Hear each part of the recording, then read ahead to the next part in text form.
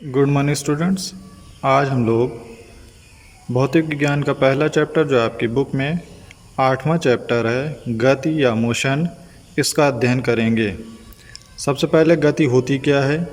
हम लोग सुबह से लेकर शाम तक अपने चारों ओर अनेक वस्तुओं को देखते हैं, जिनमें से कुछ वस्तुएं ऐसी होती हैं जो विरामावस्था में होती हैं और कुछ वस्तुएं ऐसी होती हैं जो गति की अवस्था में होती हैं।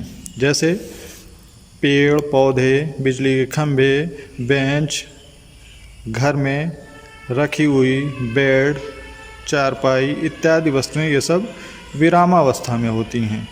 तथा इसी के विपरीत कुछ वस्तुएं चलती हुई दिखाई देती हैं या गति की अवस्था में दिखाई देती हैं। जैसे गाड़ी है, पक्षी है, तैरती हुई मछलियां हैं इत्यादि, ये सब वस्तुएं गतिमान अवस्था में होती हैं। किसी भी वस्तु की गति का वर्णन करने के लिए समय के सापेक्ष उसकी स्थिति का ज्ञान होना आवश्यक होता है, यानी वह वस्तु कितने समय में किस स्थिति में गति कर रही है इसका ज्ञात होना आवश्यक है। इसके लिए सबसे पहले गति के प्रकार, जिसमें सबसे पहला प्रकार होता है सरल रेखीय गति या फिर motion in a straight line. जब कोई वस्तु सरल रेखीय पथ पर गति करता है तो उसकी यह गति सरल रेखीय गति कहलाती है। जैसे पृथ्वी की ओर मुक्त रूप से गिरती हुई वस्तु की गति। कोई भी वस्तु आप अपने हाथ में लीजिए और ऊपर से नीचे की ओर अगर गिराएंगे तो वो एक सीधी रेखा बनाती हुई नीचे गिरेगी, या फिर सीधी पटरी पर चलती हुई ट्रेन की गति। ये सब एक सरल रेखीय पथ पर गति करते हैं, तो इस प्रकार की गति को सरल रेखीय गति कहा जाता है।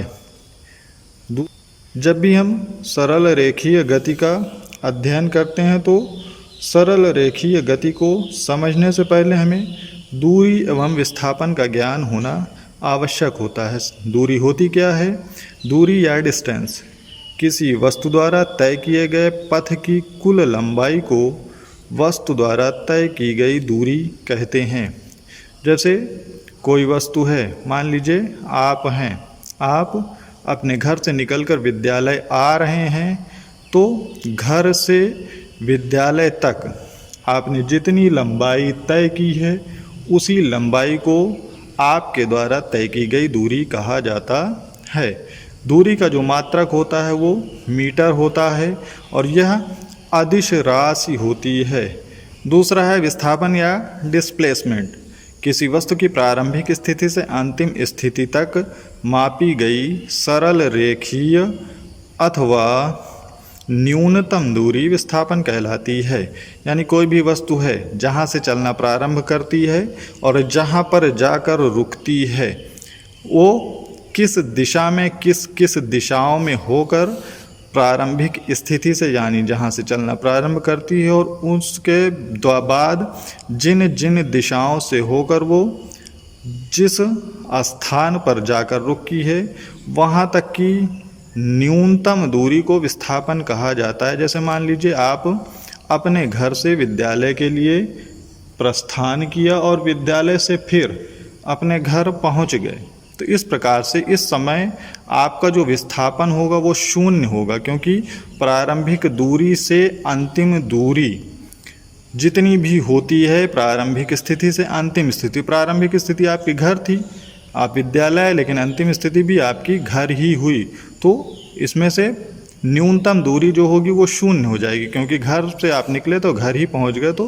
न्यूनतम दूरी आपकी शून्य होगी। तो इस प्रकार की स्थिति को या न्यूनतम दूरी को विस्थापन कहा जाता है और विस्थापन का मात्रक मीटर होता है। यह सदिश राशि होती है। इसके बाद दूसरी गति होती है एक समान गति।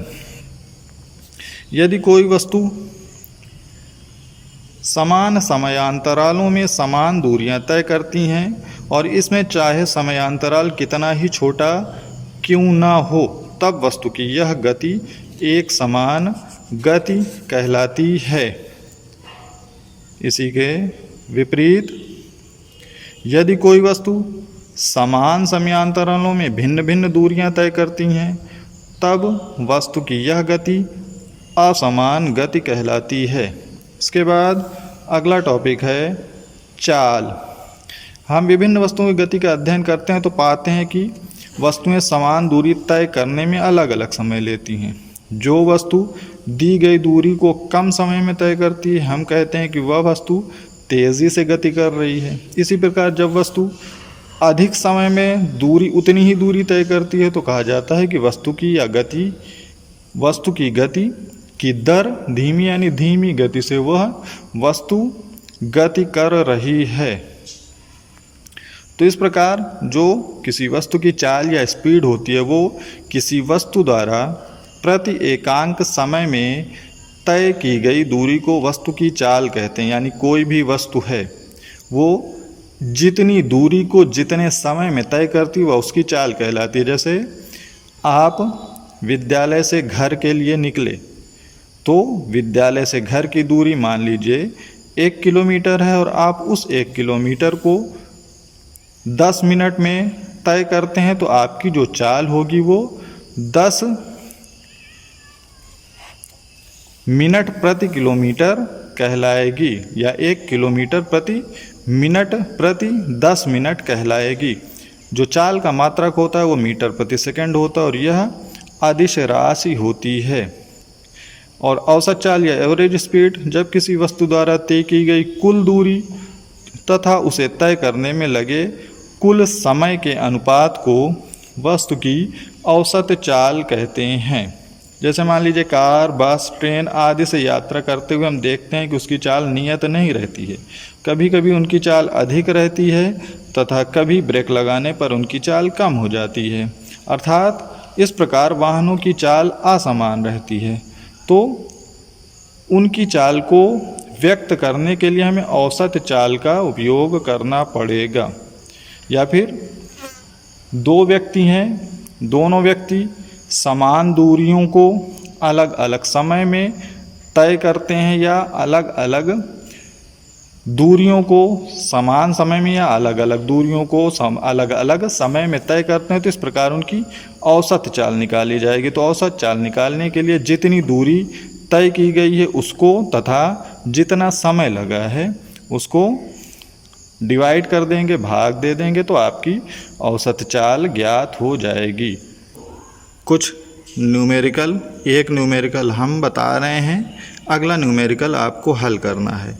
तो जो भी आंकिक प्रश्न होते हैं सबसे पहले आपको आंकिक प्रश्न को पढ़ना है। इसमें जैसे पहला आंकिक प्रश्न है, एक वस्तु 16 मीटर की दूरी 4 सेकंड में तय करती है तथा पुनः 16 मीटर की दूरी 2 सेकंड में तय करती है तो वस्तु की औसत चाल क्या होगी। तो इसे हल करने के लिए सबसे पहले आंकिक प्रश्न में जितने भी मान दिए गए हैं उन सभी मानों को हमें अपनी कॉपी पर लिख लेना है। इसमें देखिए 2 दूरी और 2 समय दिया गया है। यानी पहली वस्तु 16 मीटर की दूरी 4 सेकंड में और फिर 16 मीटर की दूरी 2 सेकंड में तय करती है। तो पहली दूरी हो जाएगी 16 मीटर और दूसरी दूरी भी 16 मीटर। इसी प्रकार समय, पहला समय जो है वो 4 सेकंड है और दूसरा समय जो है वो 2, तो जो दूसरा समय होगा वो 2 सेकंड है। अब आपको ज्ञात करना है वस्तु की औसत चाल क्या होगी। तो औसत चाल का जो सूत्र होता है तय की गई कुल दूरी बटे लगा कुल समय। तो तय की गई दूरी 2 है, पहली दूरी है 16 मीटर, दूसरी दूरी है 16 मीटर। इसी प्रकार बटे तय किया गया कुल समय, पहला समय जो है वो 4 सेकंड है और दूसरा 2 सेकंड है। 16 + 16 हो जाएगा 32 और 4 + 2 हो जाएगा 6। जब इसे 32 को 6 से भाग दिया जाएगा तो आपका प्राप्त होगा 5.33 और चाल का जो मात्रक होता है वो होता है मीटर प्रति सेकंड। तो वस्तु द्वारा जो कुल औसत चाल होगी वो 5.33 मीटर प्रति सेकंड, यानी 1 सेकंड में वस्तु 5.33 मीटर की चाल से गति करेगी। तो इस प्रकार से इस आंकिक प्रश्न को हल किया गया है। ये दूसरा आंकिक प्रश्न आपको दिया गया है, इसे आप लोग कल अपनी कॉपी पर इसी प्रकार से हल करके दिखाएंगे। प्रश्न है, एक ट्रेन यात्रा के पहले 2 घंटे 40 किलोमीटर प्रति घंटा की चाल से तथा अगले 3 घंटे 60 किलोमीटर प्रति घंटा की चाल से चलती है, तो पूरी यात्रा के लिए ट्रेन की औसत चाल ज्ञात कीजिए। सबसे पहले इसमें जिस प्रकार से इस प्रश्न में बताया गया था उसी प्रकार से सभी मान लिख लेना और लिखने के बाद ट्रेन की औसत चाल ज्ञात करना है। Good bye.